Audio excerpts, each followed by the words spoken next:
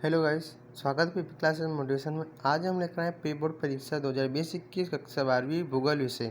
ठीक है दोस्तों, यदि आप हमारे चैनल पर नए हो तो लाइक कीजिए, सब्सक्राइब कीजिए ताकि आपको हर वीडियो की नोटिफिकेशन मिलते रहें।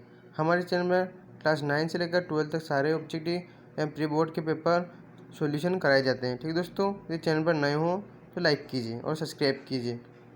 दोस्तों, क्वालिटी अच्छी नहीं दिखाई दे रही है तो थ्री डॉट पर क्लिक करके 720 क्वालिटी करके देखिए। चलते हैं आज हम हमारे प्रश्नोत्तर की तरफ। मैं इसमें आपको फुल सॉल्यूशन कराऊंगा प्रश्न क्रमांक 1 से लेकर प्रश्न क्रमांक 19 तक। ठीक है दोस्तों, सबसे पहले प्रश्न क्रमांक 1 है, तो आपको चाहे तो स्क्रीनशॉट भी ले सकते हैं। ठीक है दोस्तों, ये आपको क्वालिटी अच्छी दिखाई देगी अब। ठीक है, पहले का उत्तर आंसर आएगा प्रौद्योगिकी, दूसरे का चिकित्सा और शैक्षणिक सुविधा, तीसरे में आएगा मछली पकड़ना, चौथे में आएगा मुंबई नागरिक समूह और पाँचवें में आएगा वृद्ध मुंबई कोलकाता दिल्ली चैनल। ठीक है दोस्तों, प्रश्न क्रमांक 1 का आंसर हो गए। उसके बाद चलते हैं प्रश्न क्रमांक 2 की तरफ। प्रश्न क्रमांक 2 में आंसर पहले में आएगा आपके गिफर्ट टेलर और दूसरे का मिला नहीं। यदि आपको मिल गया हो तो कमेंट बॉक्स में आंसर लिखिए दूसरे और तीसरे का। और चौथे में आएगा धारावाही। ठीक है दोस्तों, चलते प्रश्न क्रमांक 3 की तरफ। प्रश्न क्रमांक 3 के पहले में आएगा मानव और पृथ्वी का अध्ययन, और दूसरा और नहीं मिला दोस्तों मुझे, और तीसरा मिलेगा जनसंख्या घनत्व का सूत्र क्या है, ये जनसंख्या बटे क्षेत्रफल। ठीक है दोस्तों, उसके बाद आते हैं प्रश्न क्रमांक 4 जिसमें आपके एक वाक्य के हैं। तो विश्व जनसंख्या की दर आएगी उसमें, और भारत की जनसंख्या की दर कितनी 1.64। ठीक है दोस्तों, उसके बाद है अल्पविकसित देशों में सेवा का क्षेत्र कार्य जनसंख्या, ये मिले नहीं दोस्तों। भारत में विश्व में कुल जनसंख्या का प्रतिशत है 4%। ठीक है दोस्तों, उसके बाद अपने आते हैं प्रश्न क्रमांक 5 की तरफ। ठीक है, तो जनसंख्या को प्रभावित करने वाले कुछ 4 कारक निम्नलिखित हैं। कौन कौन से? जल की उपलब्धता, दूसरी भूमि आकृति और जलवायु और मृदा। उसके बाद चलते हैं प्रश्न क्रमांक 6 की तरफ। ठीक है दोस्तों, जनसंख्या परिवर्तन के 3 घटक कौन कौन से? तो जन्म दर, मृत्यु दर और प्रवास। ठीक है दोस्तों, उसके बाद है प्रश्न क्रमांक 7, रोपण कृषि की 2 विशेषताएं लिखी है। तो रोपण कृषि में एक फसल कृषि है जिसमें किसी फसल के उत्पाद को अधिक जोर दिया जाता है। यह कृषि के बड़े बड़े आकार फार्मों में की जाती है। ठीक है दोस्तों, उसके बाद चलते हैं प्रश्न क्रमांक 8 की तरफ। प्रश्न क्रमांक 8 है कि विश्व में चिकित्सा पर्यटन के क्षेत्र में तेजी से उभरते हुए देश भारत, थाईलैंड, सिंगापुर और मलेशिया आदि। ठीक है दोस्तों, उसके बाद प्रश्न क्रमांक 9 है आपके 9 का अथवा वाला लिखना है। इसमें आपका आंसर पंचम क्रियाकलापों के अंतर्गत सरकारी अधिकारी, शोध वैज्ञानिक और वकील आदि सेवाओं के अंतर्गत आते हैं। प्रश्न क्रमांक 10 का आंसर है ग्रामीण बस्ती में अधिकांश लोग कृषि फार्म कार्य में लगे होते हैं। इसके अतिरिक्त पशुपालन एवं मछली पालन आदि व्यवसाय करते हैं। ठीक दोस्तों, ये प्रश्न क्रमांक आपका 10वें का आंसर होगा। उसके बाद चलते हैं प्रश्न क्रमांक 11 की तरफ। प्रश्न क्रमांक 11 का आंसर है आपके भारत में बच्चों के घटते हुए लिंगानुपात के 2 कारण निम्न होते हैं। एक तो कन्या भ्रूण हत्या और परिवार में पुरुष की प्रधानता। ठीक है दोस्तों, प्रश्न क्रमांक 11 कंप्लीट है। उस प्रश्न क्रमांक 12 आता है अपना। ठीक है, 12 है कि भारत में लोगों के ग्रामीण नगरीय प्रवास के 2 कारण निम्न हैं। गाँव में गरीबी, स्वास्थ्य सेवाओं की कमी, शिक्षा का अभाव आदि के कारण थे। ठीक है दोस्तों, नगरों में बेहर अवसर, काम तथा अनिश्चित वेतन आदि का कारण नगरों में प्रवास करने लगा। ठीक दोस्तों, उसके बाद आपके हैं प्रश्न क्रमांक 13, वायु प्रदूषण के सूत्र बताइए।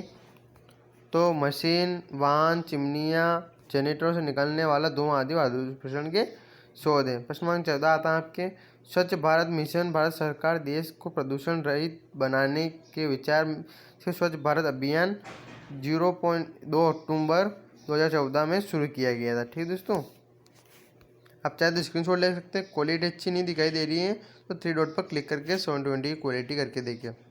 उसके बाद आता है प्रश्न 15 कि मानव भूगोल की 3 उपक्षेत्र निम्न हैं। सबसे पहला है सामाजिक भूगोल। सामाजिक भूगोल मानव भूगोल की एक प्रमुख शाखा है। इसमें सामाजिक भूगोल के उपक्षेत्र जैसे व्यवहारिक भूगोल, सांस्कृतिक भूगोल, लिंग भूगोल, अवकाश का भूगोल आदि। ठीक दोस्तों, उसके बाद राजनीतिक भूगोल। राजनीतिक भूगोल में राष्ट्र अथवा राज्यों की सीमा का विस्तार आदि हैं। उसके बाद आवास भूगोल है। आवास भूगोल मानव द्वारा बसाई गई पृथ्वी की सतह का अध्ययन करती हैं। ठीक है दोस्तों, अब प्रश्न क्रमांक 16 है जनसंख्या संक्रमण सिद्धांत की 3 अवस्थाओं का वर्णन। तो इसमें है प्रथम अवस्था, द्वितीय अवस्था और तृतीय अवस्था। ठीक है दोस्तों, जनांकीय, ठीक है दोस्तों, आप जनसंख्या नहीं। उसके बाद आएगा आपका प्रथम अवस्था। तो इस अवस्था में उच्च जन्मदर तथा उच्च मृत्यु दर। इस अवस्था में जनसंख्या की वृद्धि धीमी होती है, लोग अधिकतर अशिक्षित होते हैं। द्वितीय अवस्था, इस अवस्था में उच्च प्रजननशीलता समय के साथ घटती है और प्रजननशीलता स्वास्थ्य संबंधी दशाओं में सुधार आदि। ठीक है। तीसरा है तृतीय अवस्था। इस अवस्था में जन्म मृत्यु दर तथा मृत्यु दर बहुत कम हो जाती हैं, लगभग समानताएं आ जाती हैं, जिससे जनसंख्या स्थिर हो जाती है। ठीक है दोस्तों। उसके बाद है प्रश्न क्रमांक 17। इसमें है व्यावसायिक संरचना किसी निश्चित आर्थिक कार्य के अंतर्गत संलग्न जनसंख्या के आनुपातिक वितरण के व्यावसायिक संरचना को कहते हैं। व्यावसायिक संरचना को 4 भागों में विभाजित किया गया है। दोस्तों प्रश्न क्रमांक 17 आंसर चल रहा है आपके। सबसे पहला है प्राथमिक क्रिया। इसके अंतर्गत कृषि, तकनीक, मत्स्य तथा संतान जैसी क्रियाएं सम्मिलित हैं। उसके बाद आता है द्वितीय क्रिया, प्रश्न क्रमांक 17 में ये भी। इसमें विनिर्माण तथा औद्योगिक जैसी क्रियाओं को महत्व दिया जाता है, जैसे संयुक्त राज्य अमेरिका, रूस, जापान, दक्षिण कोरिया आदि शक्तिशाली देश हैं। तृतीय क्रिया, इसमें परिवहन, व्यापार, संचार, सेवाओं से संबंधित क्रियाएं सम्मिलित होती हैं। चतुर्थ क्रिया कौन सी? इसमें अधिकतर बौद्धिक व्यवसाय शामिल किए जाते हैं, जिससे अनुसंधान, सूचना प्रौद्योगिकी और वैचारिक विकास में जुड़े कार्यों के इस वर्ग के अंतर आते हैं। ठीक है दोस्तों। प्रश्न क्रमांक 18 है आपका। तो पल्ली और लस्ती एक नागरिक अधिकांश में सबसे छोटी इकाई। इस जनसंख्या को 20 से 150 तक होती हैं। ये नगरीय के समीप सड़क के सारे उपलब्धियां के रूप में होती हैं। ठीक है दोस्तों। और पल्ली बस्तियां मह और निम्न गंगा मैदान, छत्तीसगढ़ और हिमालय की निचली घाटियों में पाई जाती हैं। जो बस्तियां होती हैं ना दोस्तों, पल्ली बस्तियां, वो। उसके बाद प्रश्न क्रमांक 19वां है आपके। ठीक है दोस्तों। इंदिरा गांधी, ये प्रश्न 19 का था। इंदिरा गांधी नहर कुमान क्षेत्र सिंचाई सुविधाओं के कारण कृषि योग्य भूमि में बढ़ी। यहाँ गन्ना, बाजरा और ग्वार जैसी परंपरागत फसलों के स्थान पर गेहूं, कपास, मूंगफली, चावल की खेती की जाने लगती है। प्रश्न नंबर 20 से आप चाहे तो स्क्रीनशॉट ले सकते हैं। ठीक है दोस्तों।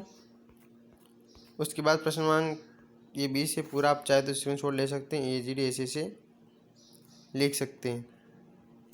ठीक है दोस्तों। और वीडियो पसंद आई तो दोस्तों लाइक शेयर ज़रूर करें, और आपको और अधिक आंसर चाहिए इनके आगे के तो कमेंट बॉक्स में ये ज़रूर लिखें। ठीक है दोस्तों। और हमारे चैनल पर 9 से लेकर 12 तक सारे PDF सॉल्व कराए जाते हैं, प्री बोर्ड के पेपर। यदि आपको नहीं मिले हैं तो प्लेलिस्ट में जाकर दे सकते हैं, और डिस्क्रिप्शन में लिंक भी दे दूंगा सारे पेपर की। ठीक है दोस्तों। Thank you.